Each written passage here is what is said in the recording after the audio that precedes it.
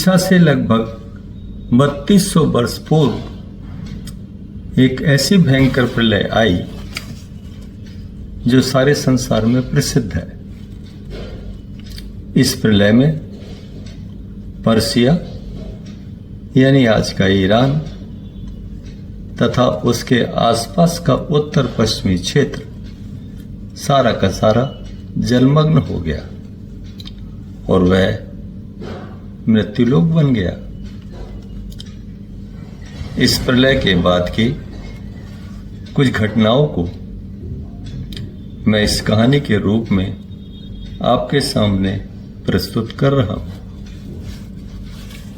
सोचिए, प्राचीन पर्सिया की भूमि पर क्या कोई ऐसा स्थान था जिसे स्वर्ग कहा जाता था? और क्या सच में ये कोई स्वर्ग था? एक ऐसे बलशाली व्यक्तित्व जिसने खुद को देव और अपनी भूमि को देव भूमि घोषित कर दिया।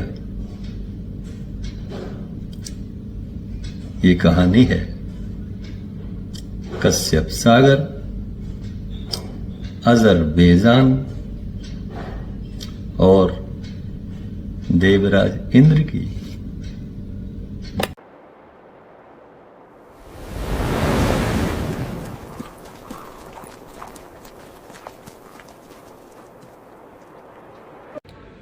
यदि आप पर्सिया यानी ईरान के पश्चिमी और उत्तरी क्षेत्र पर नज़र डालें तो ये सारा दक्षिणी तट काकेकसस पर्वत श्रेणियों से भरा पड़ा है। यहीं पर एक जॉर्जिया प्रदेश है और उसके पास में ही एक स्थान अजरबैजान है। ये स्थान कभी रूसी साम्राज्य का हिस्सा हुआ करता था। अजरबैजान का प्राचीन नाम आर्यबीरियान था। इसका नाम आर्यबीरियान इसलिए पड़ा क्योंकि प्रलय के बाद इस भूखंड पर आदित्यों ने वरुण यानी ब्रह्मा के नेतृत्व में प्रलय में बचे हुए लोगों को यहाँ पर बसाया था। शुक्र के पुत्र अत्रि ऋषि ने यहाँ अपना उपनिवेश स्थापित किया। इस उपनिवेश का नाम अत्रिपत्तन था, जो आज एट्रोपेटन कहलाता है। इस प्रदेश में अत्रि नदी थी, जिसका नाम आज एट्रिक नदी है। ये अत्रि नदी पुराणों में विख्यात है। अत्रि ऋषि की ये भूमि तपोवन या तपोभूमि कहलाती थी। यहीं पर वन नाम का एक प्राचीन नगर था, जो आज एक राज्य है। देमावंत पर्वत इस क्षेत्र में स्थित था। ये पर्वत संसार में इस बात के लिए प्रसिद्ध है कि यहाँ कभी सूर्य अस्त नहीं होता। यहाँ रात दिन प्रकाश रहता है। इसीलिए इस भूमि को तपपुरी या तपोवन या तपोभूमि कहा गया। आजकल इसे तपुरिया प्रांत कहते हैं, जो तपपुरी का ही बिगड़ा हुआ नाम है। पर्शियन इतिहास में इसे बहिष्ठ और पुराणों में सत्यलोक और काम धरा कहा गया है। ईरान के निवासी इसे पैराडाइज या स्वर्ग कहते हैं। यहीं पर वैकुंठ था। यहीं पर सोम पैदा होता था। इस भूमि को उपजाऊ फलों से लदी हुई बताया जाता है। कल्पतरु यहीं पर थे, जो मनचाहे फल देते थे। यहाँ के निवासियों की जाति और गोत्र आज भी अत्रियस या अत्रि हैं। अजरबैजान की इसी तपोभूमि के निकट एक गांव में एक कुंवारी कन्या को उसी गांव के ग्राम प्रधान के वीर्य से गर्भ रह गया। लोक लाज के भय से उस कन्या ने छुपकर एक गौशाला में बच्चे को जन्म दिया और कुछ दिन वहीं उसको पालती रही। उस कन्या ने जब बच्चे के पिता को बताया तो वह भड़क गया। उसने ना तो इस पुत्र को स्वीकार किया, न ही उस कन्या को। उल्टे उसने इस बच्चे को मारने की भी कोशिश की। बच्चे की माता किसी तरह उसको बचाती रही। इसी तरह समय गुजरता गया। ये बच्चा धीरे धीरे बड़ा होने लगा और अब वह युवा हो गया था। अपनी मां की दीनहीन अवस्था को देखकर तथा स्वयं पर हुए अत्याचार को याद करके उसके मन में एक प्रतिशोध की ज्वाला धीरे धीरे पनपने लगी।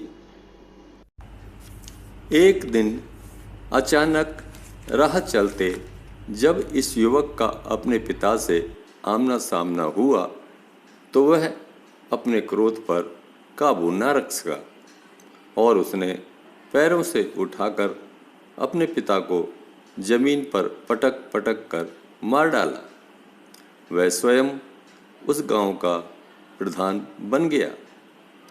शीघ्र ही ये साहसी और पराक्रमी युवक वहां के आदित्यों का नेता बन गया। यहाँ आदित्यों के बारे में भी बताना मैं आवश्यक समझता हूँ। पुराणों के अनुसार प्रजापति दक्ष ने अपनी दो पुत्री दिति और अदिति कश्यप ऋषि को दी। इनमें दिति सबसे बड़ी और अदिति उससे छोटी थी।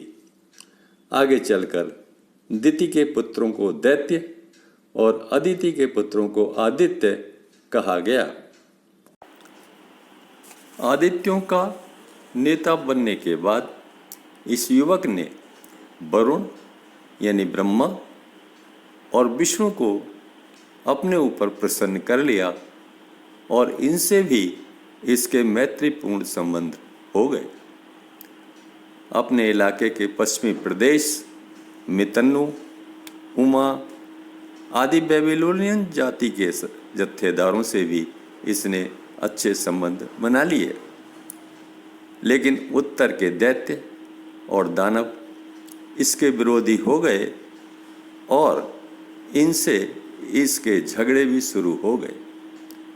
इसमें जब भी दैत्य और दानव इस पर हावी होते, ये भागा भागा विष्णु और ब्रह्मा की शरण में पहुंच जाता।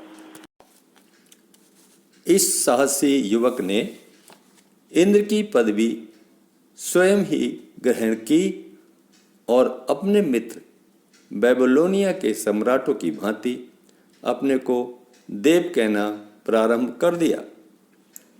उस समय बेबीलोनिया के सम्राट अपने को देव कहलाते थे और सोमपान का भारी उत्सव किया करते थे। इन्हीं की देखा देखी इंद्र ने भी देवभूमि में अपनी पूजा प्रचलित की और सोमपान की परिपाटी चलाई। अब तक उस प्रांत के सभी अदिति पुत्र आदित्य कहलाते थे। इंद्र ने इस समूची भूमि का नाम ही देवभूमि रख दिया और यहाँ के सारे निवासियों को देव की संज्ञा दे दी। यानी इस भूमि पर रहने वाले सारे आदित्य अब देव बन गए और ये युवक स्वयं बन गया देव यानी देवराज इंद्र।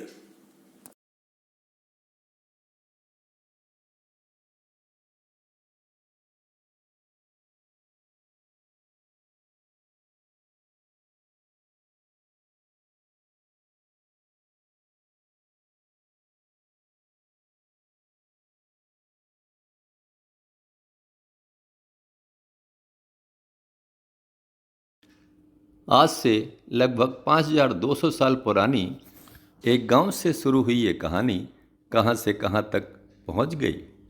यदि पसंद आई हो तो इसको लाइक, सब्सक्राइब, फॉरवर्ड करें। और हाँ, आपके कमेंट का मुझे इंतज़ार रहेगा। धन्यवाद, बहुत बहुत धन्यवाद।